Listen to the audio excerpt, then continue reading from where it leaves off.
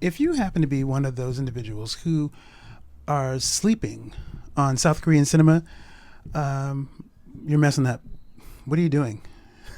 There's plenty of good stuff out there. It's outside of Parasite. Parasite is great, but there's plenty of stuff. I can give you some recommendations right now. You look at something called The Kingdom. It was just a 17th century sort of ancient Korean period piece, but with zombies. Check it out. It's tight. Check it out. South Korean cinema is really good at the revenge film too. There's a great one called I Saw the Devil. You check that one out. Check it out. And that's just two off the top. There's so many others, at some point I will talk about those on this channel. But today I want to talk about something that I'm no doubt probably the last person to have seen this movie. Certainly among everyone I know. I'm way late to the party in this one. This was a movie that I'd heard about maybe once or twice, probably within the last year or so, and put it on my list to watch. And the only reason I watched it this time is just because it happened to pop up on my search for my TV results thing. The TV had a thing where it randomly shows movies that pop up you might want to watch. And it popped up there, and I was like, well, it's the easiest thing to do is hit the button. I didn't do it right when I saw it. I had to run some errands and stuff. But when I came back, I put it on and thought I was going to fall asleep to it, but I ended up not doing that. So let's talk about Train to Busan. Let's do it.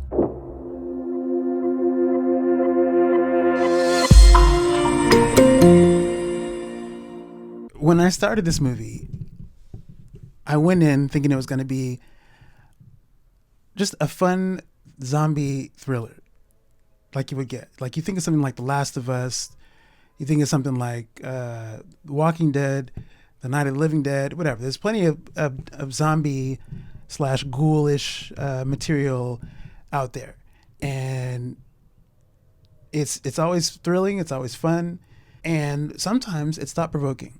And then sometimes it's thought-provoking and emotional.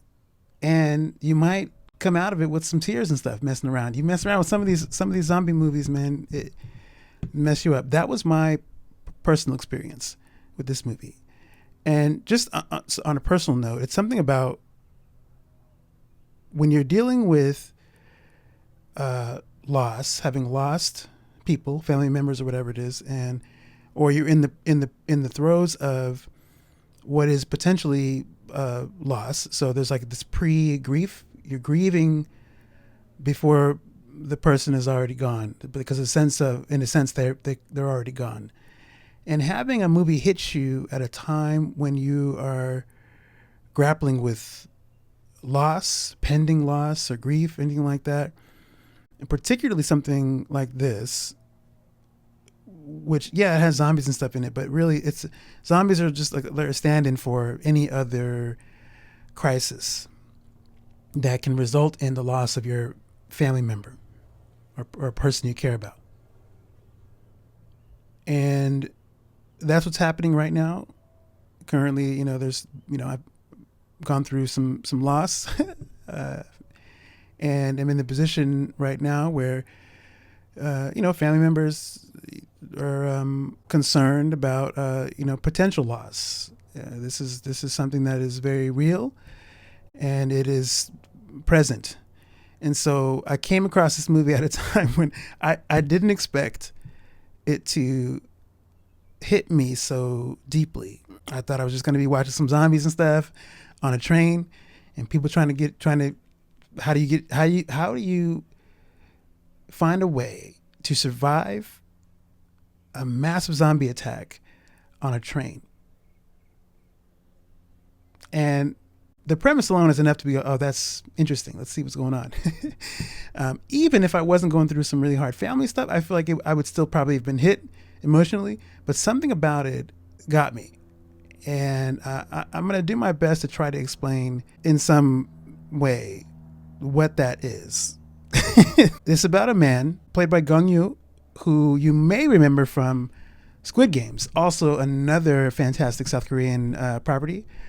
Check that out if you haven't. I'm sure you have. But this man is a father who's estranged from his daughter. He is a businessman, a very successful one, who is a workaholic and is kind of self-centered, having gone through a divorce. And we see him at a time where he's stressed at his job and he's going through tough conversations with his ex-wife about negotiating time with their daughter. So what sets everything in motion is their daughter wants to go visit her mom on her birthday. And her mom lives in Busan. Dad agrees to take his daughter to Busan the next morning. Unbeknownst to him and anybody else on the train, that will be the most challenging train ride that I think any of them have ever experienced in life. Because as we all know, at some point zombies are going to be on that train, and it's then becomes a train ride of survival. There's so much to love about this movie. This movie has really good cinematography. It's paced very well. The writing is very strong. The characters are drawn out, and really we focus on a handful of characters. And there's some secondary, tertiary characters on the side who populate this story, who have their own mini arcs as well. And everything is paid off very well. Everything is set up nicely and paid off very well. There's great character work, great acting on display. There's great staging and blocking. You come to a film like this and you start. There's something about the challenge in structuring something that is going to be in a confined space with a lot of movement and a lot of bodies. There's a real challenge in that already. But to do that in such a tight space and to do it well, obviously some of this, there's probably some hints of computer generated support, but most of it is not, it's not super noticeable for most of the film. There's a couple areas where you might see some cracks at the edges there, but it's really well done. Just so especially when you start getting to some of the more action oriented sequences and the chase sequences. Very well done. And there are moments where the characters do leave the train and they're at a station and you got to negotiate what's going on with that. Even there, you have much more space, but you still have a lot to negotiate with sections of the station, stairs, escalators and things, barricades, doors. There's all kinds of things you have to navigate. And it's so well done, so well executed.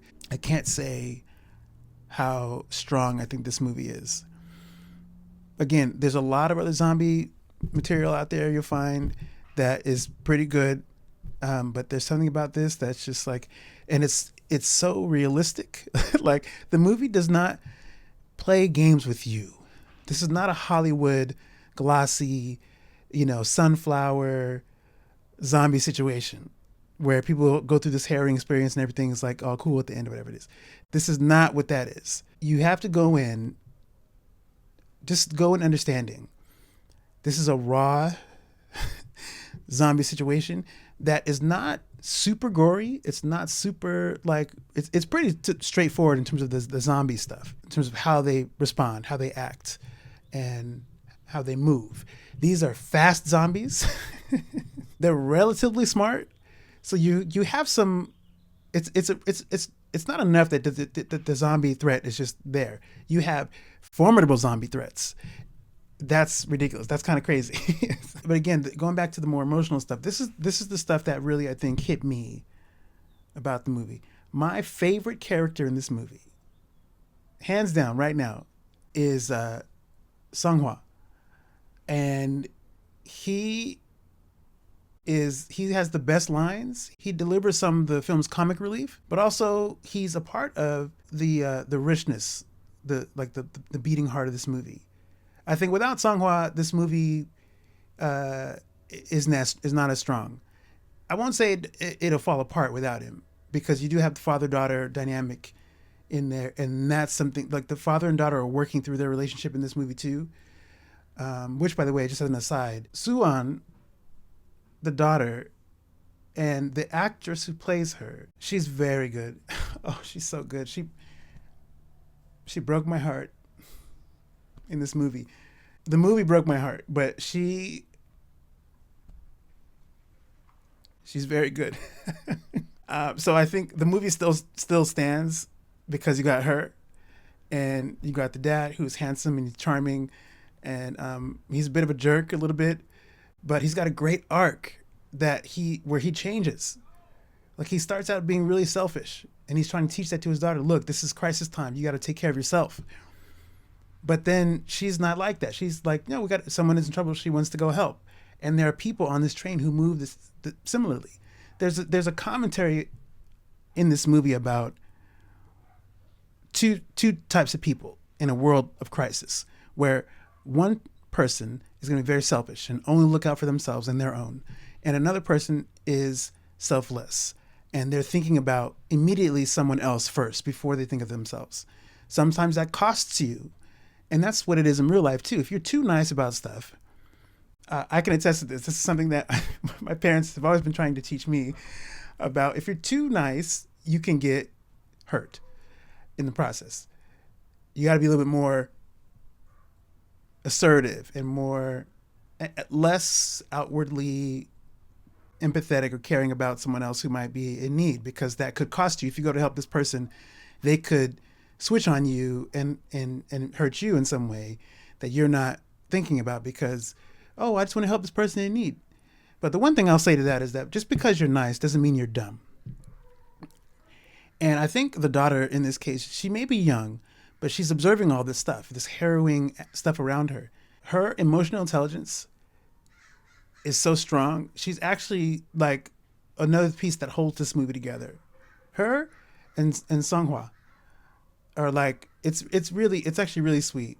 And Sang-ho with his wife, that whole relationship is great. There's a lot of good, oh gosh.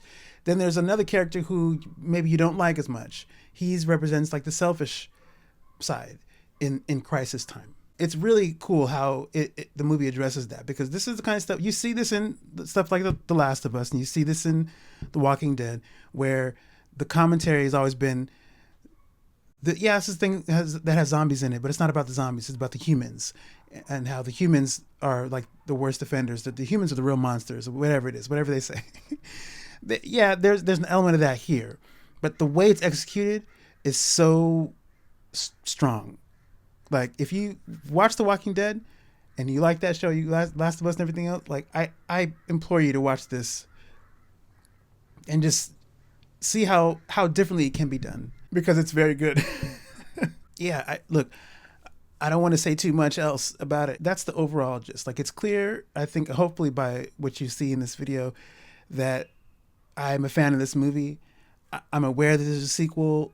I don't feel like it's as good. I haven't seen it yet, but I've been, just kind of gleaning a little bit of information that's not as good. There is a prequel as well called Soul Station that I'm curious about. That's animated. I may look into that just because, I might watch the Peninsula, the sequel, just out of curiosity. I might check it out. But independent of those, Train to Busan, if you have not seen it, I highly recommend it. It's very good, very well acted, very well written, and it's got good zombie action. Great. There's the great centerpiece, I think, action sequence on the train that's very well done, and it just gets you pumped up. You're ready to go. Once it's getting up, you're ready to move, and that energy is what I want to leave you with. Be ready to move. Check out Train to Busan, because it's pretty awesome. That's going to do it for this review. If you stuck around this late in the video, I appreciate you taking the time. Truly, thank you. And take it easy. Stay tuned, and I'll catch you in the next one.